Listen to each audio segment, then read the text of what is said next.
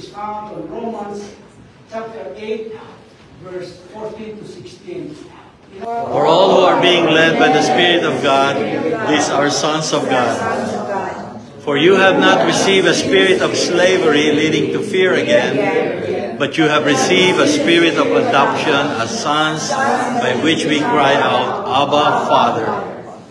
The Spirit Himself testifies with our spirit that we are children of God. You may be seated. Praise God for the reading of the Word. Let us pray. May the words of my mouth and the meditations of our hearts be pleasing in your sight, Lord, our rock and our Redeemer. Amen.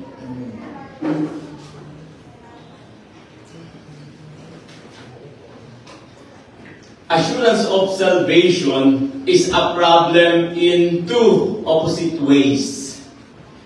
Some think that they are saved when in reality they are not.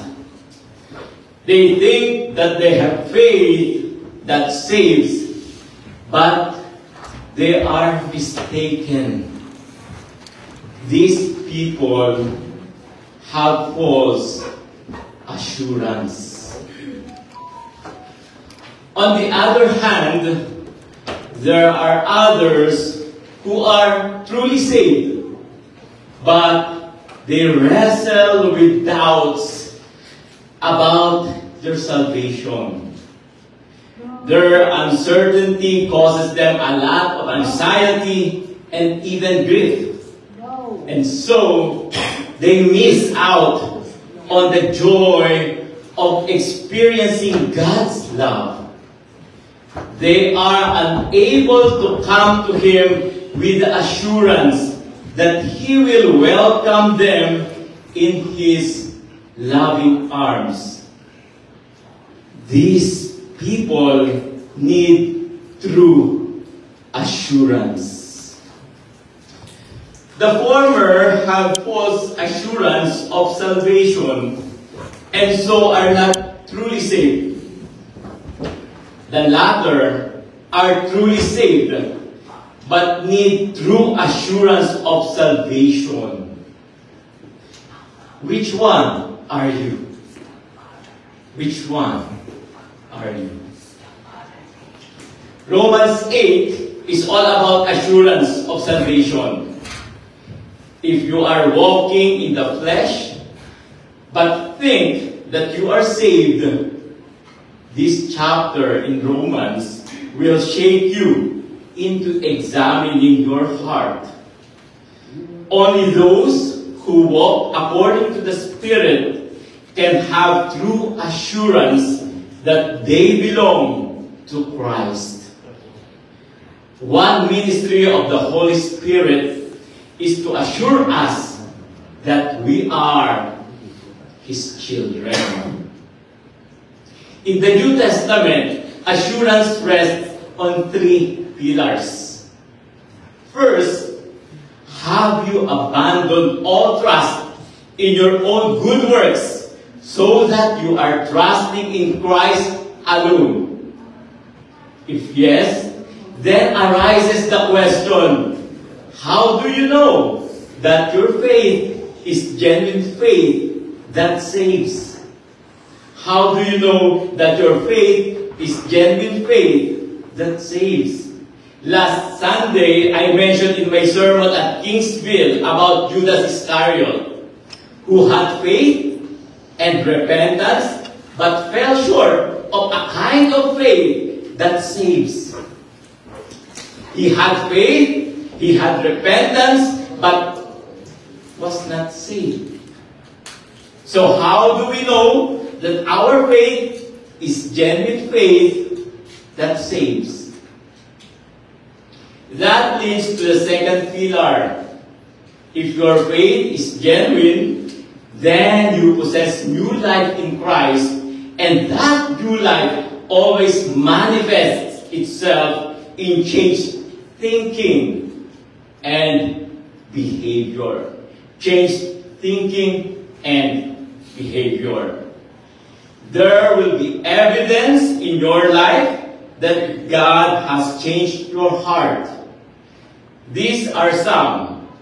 You love God and desire to love Him more. You want to please Him by a life of obedience to His Word. You hunger to feed on His Word. You're growing in godly character and behavior as summed up by the fruit of the Holy Spirit. The third pillar is the inner witness of the Holy Spirit. That's the third pillar. The inner witness of the Holy Spirit who testifies that we are children of God. Yes, this is kind of subjective, experiential matter, but it is based on the objective promises of the gospel as revealed in God's Word. So it's still objective. In our text, Paul talks about the signs of true assurance of salvation. How do you know that your assurance of salvation, if you say that you have the assurance of salvation, is indeed true and not false? The first one, the first sign of the true assurance of salvation is if the Spirit is leading us to kill our sin. If the Spirit is leading us to kill our sin, then we can be assured that we are children of God. Romans 8:14 says, "For all who are being led by the Spirit of God, these are sons of God." This verse is very much connected with the previous verse, verse 13. Note the first word of the verse 4.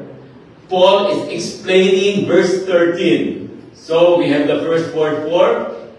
It signals that he explains what we read in verse 13 at the latter part of verse 13, and showing us how it applies to the matter of assurance of salvation in our verse 14. He says in verse 13, "For if you live according to the flesh, you will die. But if by the Spirit you put to death the deeds of the body, you will live." And so Paul is saying that if the Holy Spirit is leading you to put to death the sinful deeds of the body, it is evidence that you are a child of God. This is a sign of true assurance. No one who is living according to the flesh kills his sin on the heart level.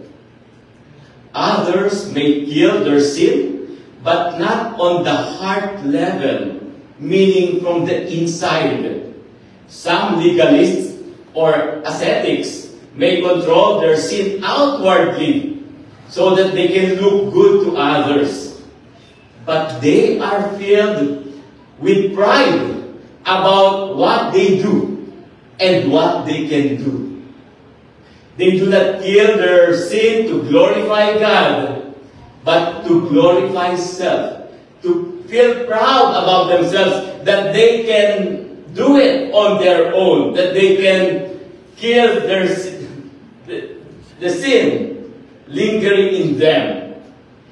But here, Paul is saying that if the Spirit is leading you to kill your sin on the thought or heart level out of a desire to please and glorify God who saved you, not any other motive, but only to glorify God, that is evidence that you are His child. So, to be led by the Spirit of God means to have the whole direction of your life determined by the Spirit, so that His fruit is growing in your life. So, determined by the Spirit. Note that the verb is passive, led by the Spirit. This suggests that the Spirit is the primary agent in Christian obedience. That it is His work in believers that accounts for their obedience. It is His work that accounts for the obedience of Christians. Although this does not exclude the need for believers to follow the Spirit, it emphasizes that any human obedience is the result of the Spirit's work. So any obedience of Christians is the result of the Spirit's work in us. The Spirit's work inside of us, not our own work. That's why there is nothing to boast about. John Murray says in this way, the activity of the believer is the evidence of the Spirit's activity, and the activity of the Spirit is the cause of the believer's activity. So we are here in the church right now.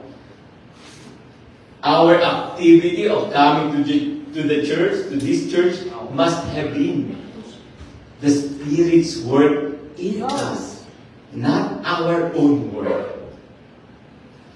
This is the mystery that we saw in verse 13, where by the Spirit we kill our sin. By the Spirit we kill our sin. God gives the power, but we must take action to obey. God gives the power, but we must take action to obey. That's the mystery that we cannot understand. We have to obey, but in our obedience, in response, the Spirit already works in us for us to respond that way, to respond in obedience. So Paul's point in 8:14 is that if the Spirit of God is leading us to kill our sin, then we can be assured that we are sons of God. It is significant that this is the first time in Romans that Paul mentions this wonderful truth that we are children of God. We have been born into God's family through the Spirit who imparts new life to us. And we have been adopted into God's family as His chosen heirs.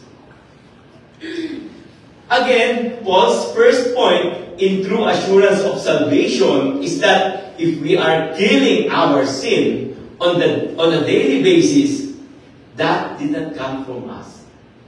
That did not come from us. Our killing of our sins did not come from us. And so it is an indication that the Spirit is leading and governing our lives. John Piper puts it, when you fight sin by trusting in Christ as superior to what sin offers, you are being led by the Spirit. That's why we wonder when we grow in our Christian faith, we will just be surprised and one day that, we become stronger sinners. I mentioned that in my sermon last time in Kingsville. No? Before, we were running after sin. We are stronger now because we can run from sin. So John Piper puts it, when you fight sin by trusting Christ as superior to what sin offers, you are being led by the Spirit. And that is a sign that we are sons and daughters of God. The second sign is that if the Spirit is confirming the promises of the gospel to us, then we can be assured that we are children of God. The Spirit confirms the promises of the gospel to us. How? In Galatians, Paul goes on to explain some of the implications of Romans 8:14. First, in verse 15, he shows that the gospel has given us the spirit of adoption.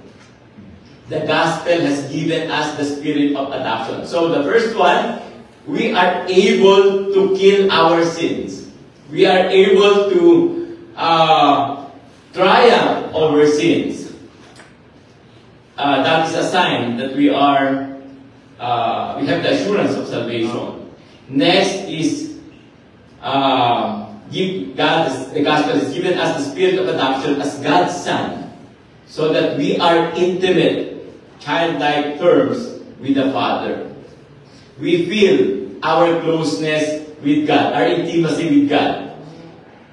That is a sign that we have the assurance, the true assurance of salvation. We feel like He's being close to us.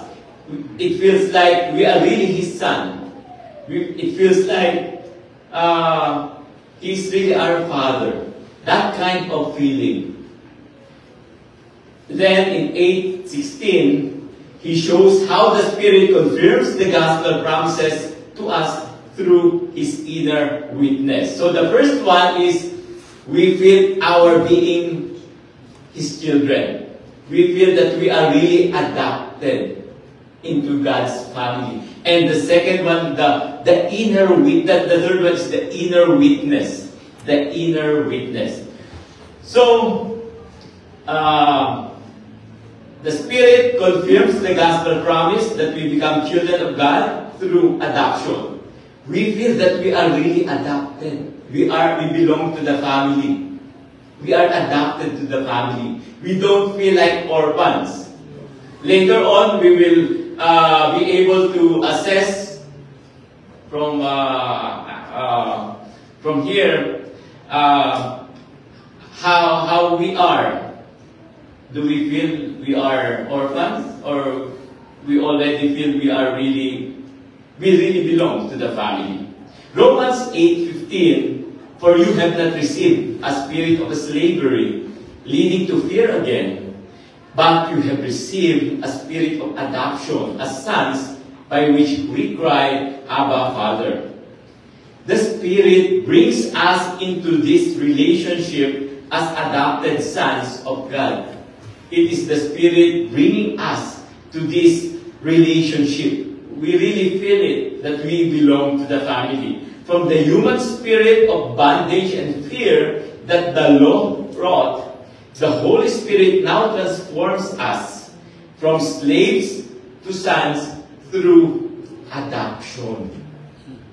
There are two ways that the New Testament speaks about our becoming sons: through the new birth and through adoption.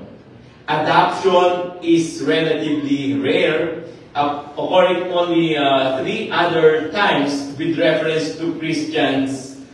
Yes, and the third reference attributes our adoption to God's predestining us according to the kind intention of His will. So when one reference that God has predestined you. So that is one use of the word adoption. We are predestined to belong to God. Like justification. Justification is that God declared that you are righteous. So when God declared that you are righteous, you are righteous. That is justification. Like justification, adoption refers to a legal transaction that results in a change of status. Leon Morris says, it signifies being granted the full rights and privileges of sonship in a family to which one does not belong by nature. So it's a legal transaction. When you are adopted, you are granted the full rights, just like any other rights of a true child of that family. William Barclay explains the consequences of adoption in Roman society, from which Paul borrowed this concept. So when we read the Bible and we try to, in theological term, is exegete, you want to understand how it was used based on that context, in the Roman context. So we should see how it is defined as far as the Roman society is concerned, talking about the term of adoption. So he explains the consequences of adoption in a Roman society.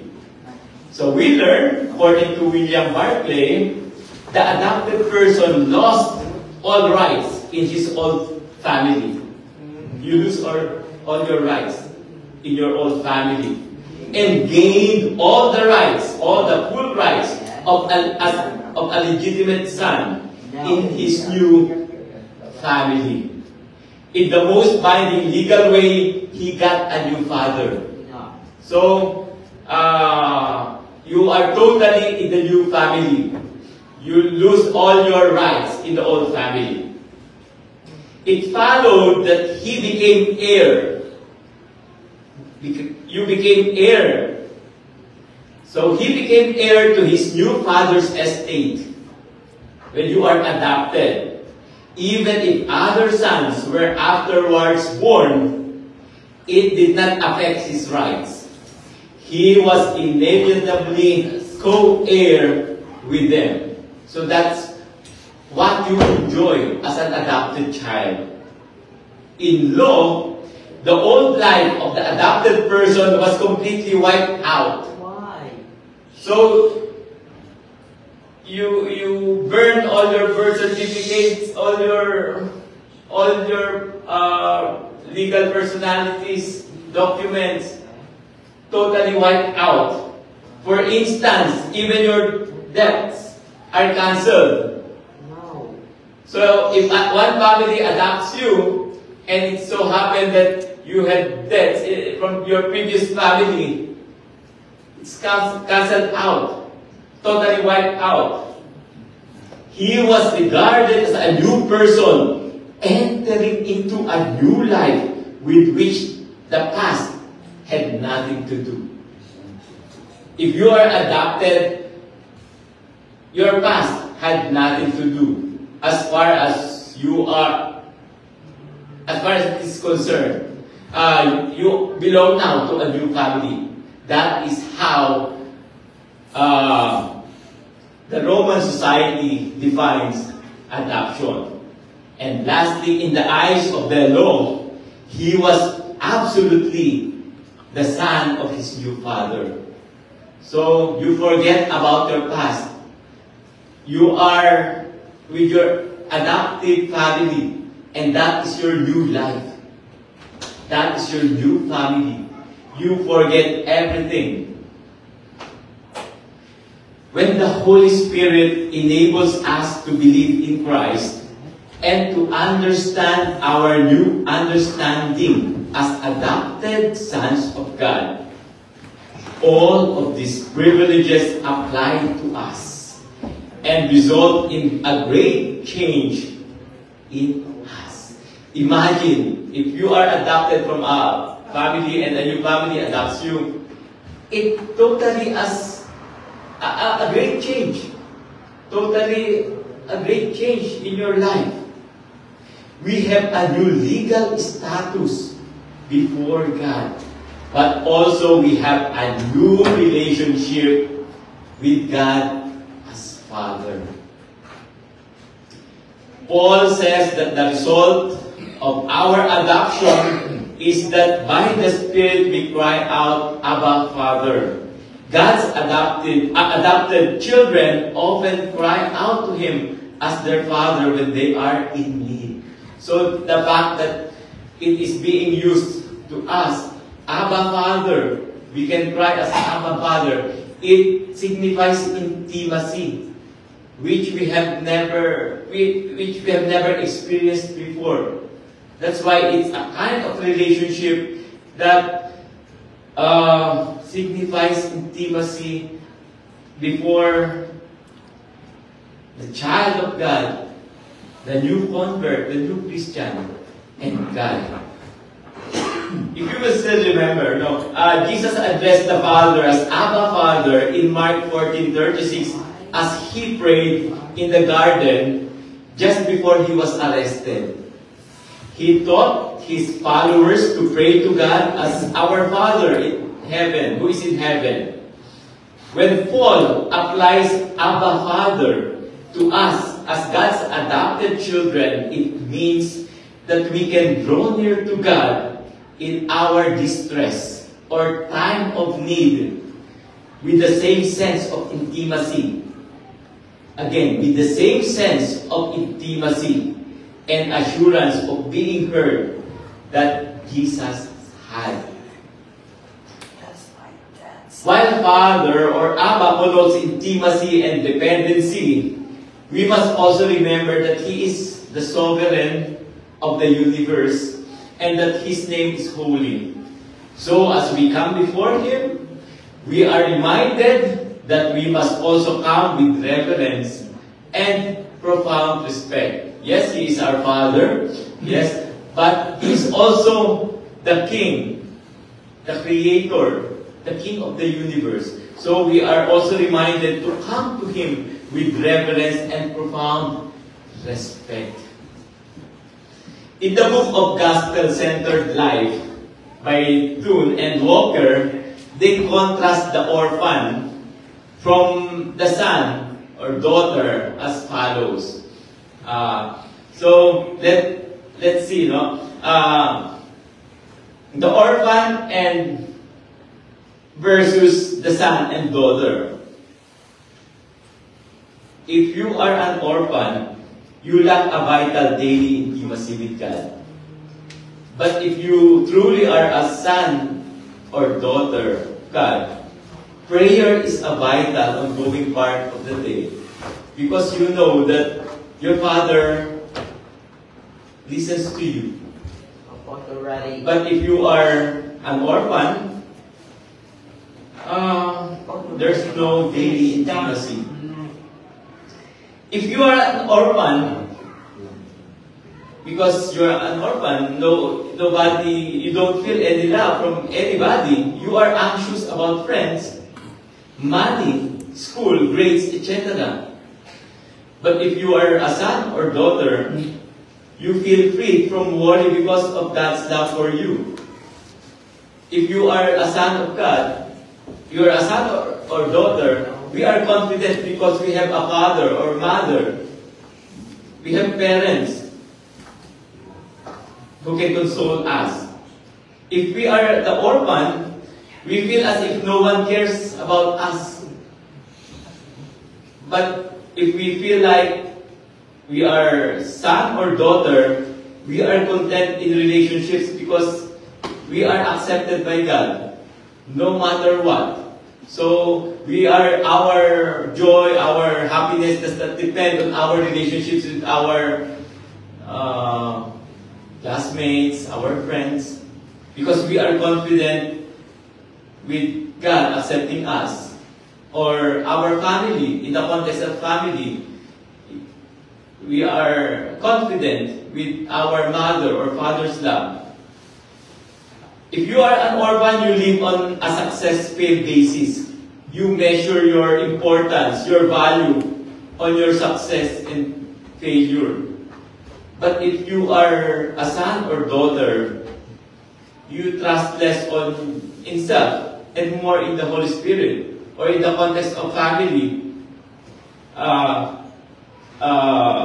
far it doesn't matter whether you fail or not. Your parents will still accept you. If we are sons or daughters of God, it does not matter whether we'll succeed or not.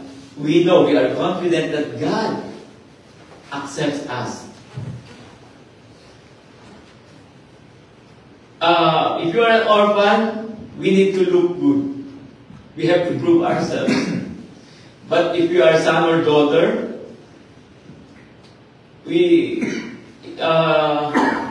we don't gain value from man-made crops. We don't, our value is not connected on how we look, just as how success, we base our value on success that we bring. But here, man-made crops. If we are an orphan, we feel guilty and condemned. But if we are sons or daughters of God, or in the family, the context of family, we feel forgiven and totally accepted. At the end of the day, we will be accepted by our family. At the end of the day, if we are truly sons and daughters of God, He will accept us. He will accept us. If we are an orphan, we struggle to trust things to God. But if we are truly His sons and daughters, we are not fearful of trusting God. We can trust Him. If we are an orphan, we have to fix our problems because we are totally on our own. If we are orphans, but if we are in the family of God, prayer is our first resort because we know that He will listen to us. If we are an orphan, we are not very teachable. But if we are sons or daughters, we are teachable even by others because we are secure. We are secure in ourselves because we have family. We are in the family of God, and we do not have to prove ourselves, unlike orphans. If we are still wanting to prove ourselves, probably we are still in that stage that we are still orphans. But we have nothing to prove, even through good works. On our own, we cannot do good on our own. If we are an orphan, we are defensive when accused of error or weakness. We are insecure. But if we are sons or daughters, we are open to criticism because we rest on Christ's perfection. We rest on Christ's perfection. We accept that we cannot be perfect, and our perfection rests on Christ's perfection. If we are an orphan, there is always a need to be right. There is a need to be right. Do we see ourselves that need for us to always be right? So, we must be in that orphan stage yet. But if we are in the son or daughter stage, we don't always have to be right. We accept our shortcomings. After all, everything is God's. It is only by God's mercy that make things right. We are just declared righteous despite our being unrighteous. We lack confidence if we are in the orphan stage, but if we are in the son or daughter stage, we are able to take risks, even to fail. We are able to fail. We are even ready to fail. If we are in the orphan stage, we are orphans, we easily feel discouraged and defeated. But if we are in the family of God, we are secure of being His children. We are encouraged by the Spirit working in us. There is no discouragement. If we are in the orphan stage, an orphan is strong-willed with ideas, agendas, and opinions. But for those who are sons or daughters, we are able to examine our deeper motives. Unlike those who are readily strong-willed about their ideas and agendas. For the orphans, the solution to failure is try harder, try harder. But for the sons or daughters, you are able to see God's goodness in dark times, during times of failure. You are able, unlike the orphans who would try harder, try harder. We see ourselves, we see God's goodness in dark times. An orphan has a critical spirit, complaining and bitterness. But for the sons or daughters, we have a daily trust in God's sovereign plan for our lives. So we don't complain, we don't get bitter, don't have critical spirit, but trust in God's sovereign plan for our lives. If we are an orphan, we tear down others. Sometimes that is a result because you are not able to turn down others. So sometimes you would make stories to destroy the person. But if you are a child of God, son or daughter, Jesus is more and more the subject of conversation. Unlike the intention to always be occupied with destroying others. A competent analyst of others' weaknesses for the orphan, but for the child and daughter, you are able to freely confess your faults to others. You are able to see your faults. For the orphan, you tend to compare yourself with others. But if you are a son or daughter, you are content with Christ, with what Christ has provided. You feel powerless to defeat the flesh if you are an orphan. But if you are a child of God, you experience more and more victory over flesh. Orphan, be in control of situations and others. Son or daughters, aware of inability to fix life, people, and problems. For the orphan, you look for satisfaction in positions.